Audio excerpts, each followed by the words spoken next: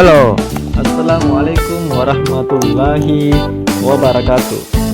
Salam dahsyat luar biasa. Oke, kembali lagi ke channel Pak MS. Pada kesempatan ini, video kali ini yaitu membahas lanjutan materi kimia tentang kesetimbangan ion dalam larutan garam ya. Ya, jadi ini sekarang kita sudah masuk di part 4 ya. Yaitu tentang kita sudah masuk di perhitungan pH ya. Kita sudah masuk di perhitungan pH garam ya. Ya, perhitungan pH garam. Perhitungan pH garam. Ya. Jadi waktu kemarin kita sudah tahu bagaimana itu garam ya. Kita sudah tahu apa itu garam. Jadi bagi yang belum tahu apa itu garam, silakan tonton lagi dulu di part 1 sampai part 3 ya. Kemudian kita juga sudah tahu jenis-jenis garam terbagi 4 ya. Ada tergantung dari asam apa dan basa apa yang bercampur atau yang bereaksi ya. Kemudian kita juga sudah tahu bilang ada garam yang terhidrolisis, ada yang garam yang tidak terhidrolisis ya. Ada yang terhidrolisis sebagian, ada yang terhidrolisis sempurna ya. Ya, jadi diharapkan bagi yang sudah menonton, yang lagi menonton ini sudah paham tentang apa itu garam. Sebelum kita langsung ke mencari pH garam ya. Nah, sebelum saya lanjut ke pencari pH garam, cuman ada sedikit yang saya mau sampaikan di video kemarin. Jadi dalam setiap menentukan asal asam, asal basa dan reaksi hidrolisis, yang namanya reaksi kimia itu harus setara ya. Kayak ini kemarin saya lupa kasih setarakan. Jadi kalau reaksi hidrolisis juga harus kesetimbangan, harus reaksi kesetimbangan. Kemudian harus disetarakan, Jadi di sini harus 2 ya. Jadi setara ya. Jadi setiap terutama dalam hal mengerjakan soal esai ya. Kalau soal esai itu harus disetarakan setiap reaksi apapun itu. Reaksi ionisasi, reaksi hidrolisis. Yang kayak ini tadi yang saya tulis ataukah ya reaksi ionisasi yang ini ataukah reaksi asam dan basanya ya kayak begini. Harus yang namanya reaksi kimia harus disetarakan terlebih dahulu ya. Tidak boleh kalau tidak disetarakan. Itu mungkin yang awal yang saya mau sampaikan dulu. Kemudian kita sudah mau mencari bagaimana menghitung perhitungan pH garam. Jadi kita masuk dulu ke garam pertama ya, ke jenis garam pertama. Garam pertama yaitu asam kuat tambah basa kuat. Nah, menghasilkan garam tambah air ya. Garam ini bersifat apa? Netral ya. Jadi saya anggap ya, bagi yang tidak tahu, bagi yang belum tahu silakan tonton lagi di part sebelumnya. Ya. Jadi ketika sekali lagi saya ingatkan, ketika asam kuat ditambah basa kuat, maka itu garamnya bersifat netral, artinya langsung dia pH-nya 7. Tidak perlu mulai dihitung bagaimana cara mencari pH-nya. Langsung saja kalau di soal nanti bilangi suatu asam kuat bereaksi dengan basa kuat atau ditambahkan K baru karena sama-sama kuat, tidak ada sisa ya, tidak ada sisa secara stoikiometri ya. Tidak apa-apa saya ingatkan lagi, tidak ada sisa secara stoikiometri.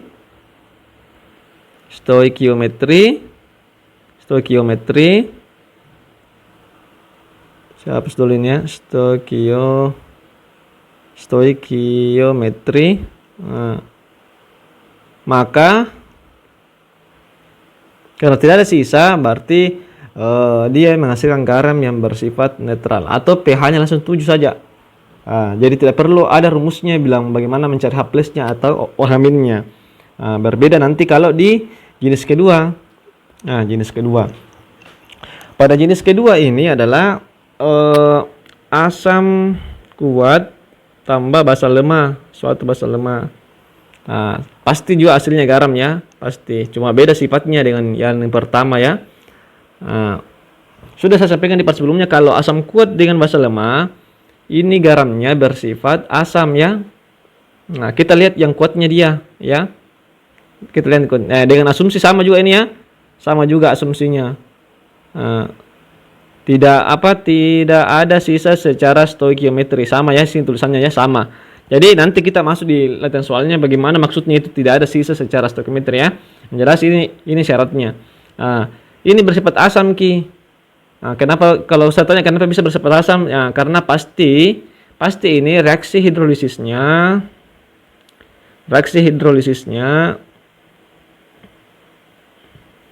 menghasilkan H+ ya, menghasilkan H+. Untuk mengetahui bagaimana reaksi hidrolisisnya silakan tonton lagi di part sebelumnya ya. Di part sebelumnya. Jadi dia bersifat asam. Kalau dia bersifat asam berarti apa yang dicari? H+ ya. Ingat waktu di bab 1 kalau asam Ki, H+ yang dicari.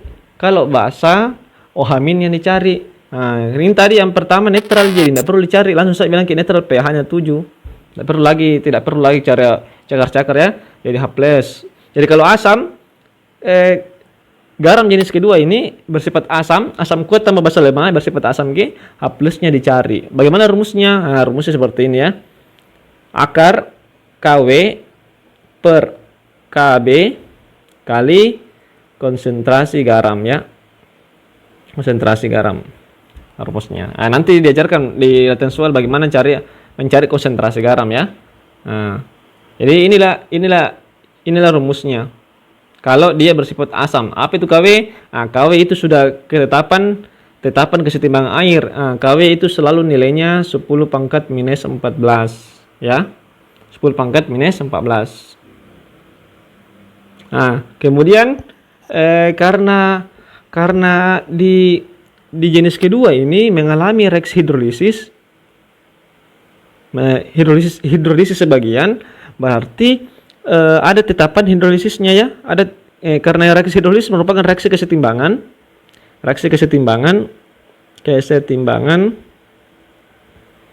Ya, makanya saya tulis di sini ya. Saya ulang lagi saya lihat ya. Kalau hidrolisis itu ini contohnya hidrolisis sempurna, maka reaksi kesetimbangan atau reaksi bolak-balik ya. Jadi persamaan reaksinya ditulis begini. Ada panah ke kanan, ada panah ke kiri. Itu namanya reaksi kesetimbangan ya. Nah, jadi karena ada reaksi kesetimbangannya pasti ada dibilang KH-nya. KH itu tetapan kesetimbangan hidrolisis. Nah, karena semua reaksi kesetimbangan itu pasti ada tetapan kesetimbangannya ya. Itu ciri khasnya dia reaksi kesetimbangan. Beda kalau dia tidak mengalami reaksi tidak mengalami reaksi bolak-balik, pasti tidak ada dia K-nya, tidak ada dia tetapan kesetimbangannya. Ini dinamakan tetapan hidrolisis. Nah, terkadang di soal disuruh cari berapa tetapan hidrolisisnya. Rumusnya itu kalau dia jenis kedua, KH sama dengan KW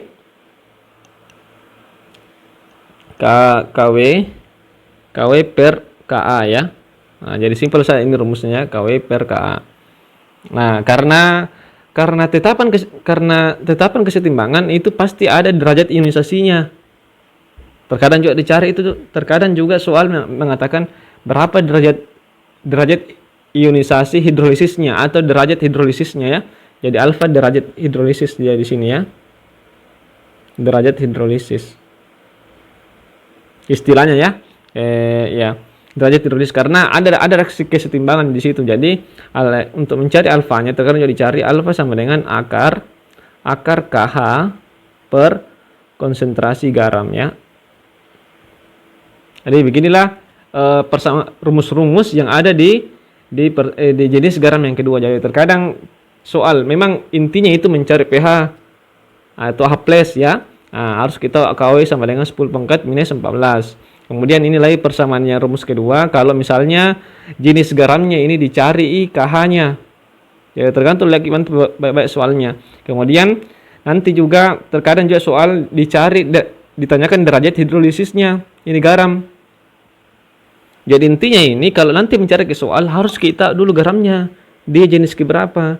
Kalau dia kan sebelumnya itu saya sudah ajarkan bagaimana cara mencari asalnya atau asal asamnya, asal basanya. Nah, kalau asam kuat dengan basa lemah, beginilah persamaannya. Mencari pH-nya ini di atas, mencari derajat hidrolisisnya ini yang di tengah.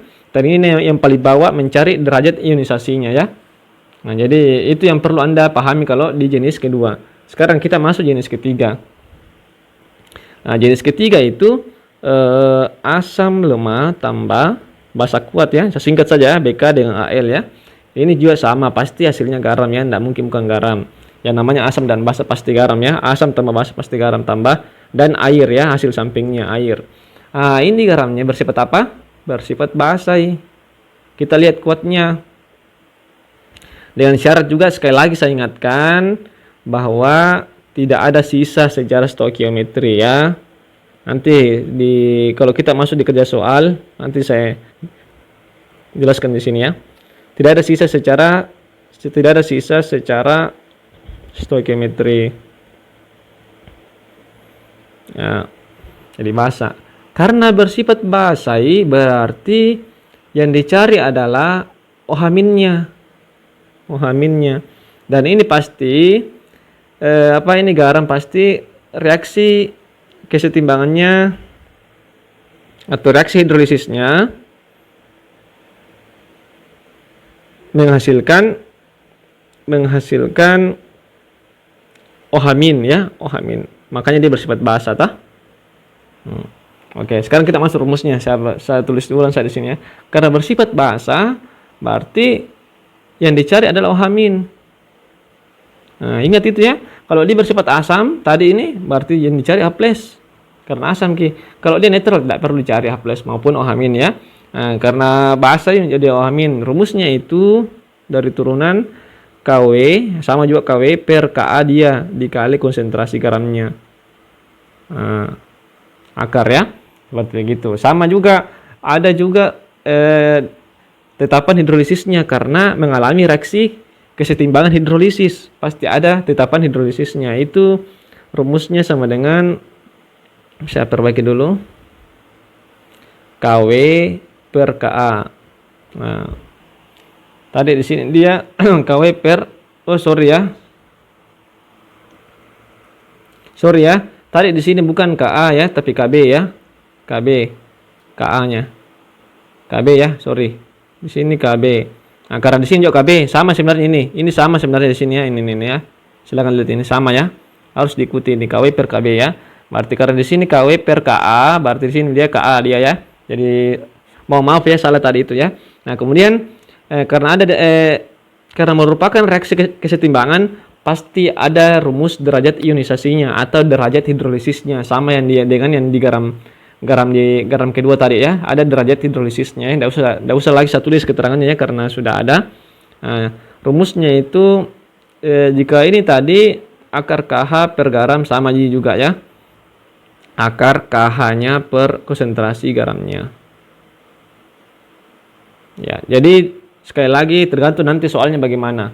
Apakah dicari KH ataukah dicari derajat ionisasi ataukah dicari pH-nya atau OH-nya ya. Jadi ini saja nanti rumus dibalik-balik ya, tergantung dari soalnya.